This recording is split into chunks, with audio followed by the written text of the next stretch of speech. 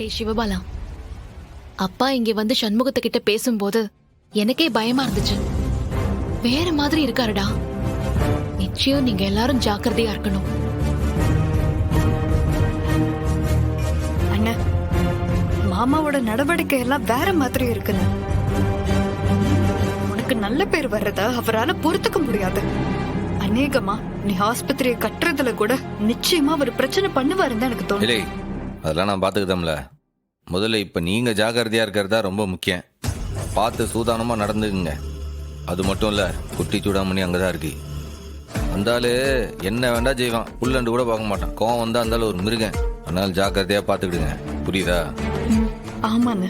ஆமல, எனக்கு அதை நினைச்சாதால வயிற்ற கலக்குது. பச்சை பிள்ளைன்னு கூட பார்க்க மாட்டாள அந்த படுபாவி. எல்லாத்துக்கும் சூடாமணி தானே காரணம்னா ஏதாவது பண்ணிடக்கூடாதுல்ல அவன்.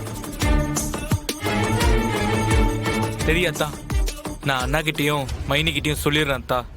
அப்ப நான் கிளம்புவா? சரி கிளம்புங்க. ஆனா ரொம்ப ஜாக்கிரதையா இருக்கணும். ஜாக்கிரதை. சரிக்கா. சரிட்டி வா.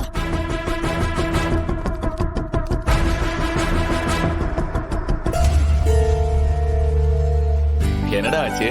எங்க கிளம்புறீங்க? நான் கிளம்புறேன். வரேன் மாமா. வரேன்க்கா. சரி.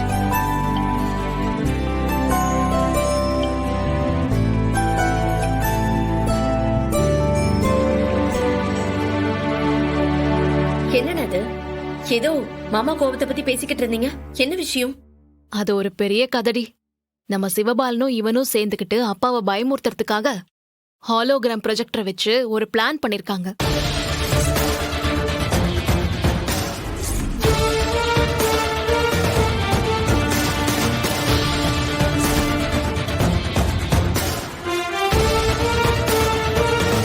இனி இவனையும் சரி அவனையும் சரி நான் நிம்மதியா வாழ விட மாட்டேன்ல.